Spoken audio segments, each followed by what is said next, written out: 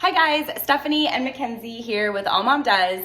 It's that time of the year where we get drain flies and fruit flies where we live in the Pacific Northwest. Not terrible, but enough to where I need to do something about it. So we did this last year, we're gonna do it again this year. We have a hack for the drain flies. Drain flies basically like to lay their eggs in any sort of water. So in your drains, for example, is a great spot they love. So check out this hack. You only need 2 things and it only takes about 10 minutes. Okay, so you're gonna need half a cup of baking soda and a full cup of vinegar. Okay, so now you're gonna take your baking soda and just sprinkle it in the drain and around it. You just dump it in, yeah. Okay, so now you're gonna pour your full cup of vinegar into the drain and it'll be like a science project. Ooh.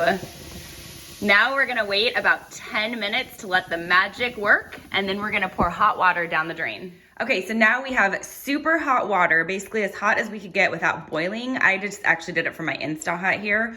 I've heard the boiling water can be bad for your pipes. I've read different things, but I'm not gonna risk it. So we didn't use boiling, but it is very hot. I added a little bit of like warm water to my Insta-Hot. So, okay, now very carefully, maybe not kid friendly, but we're gonna have Mackenzie. She's 11, so you know, she's old enough for this. You just pour it down.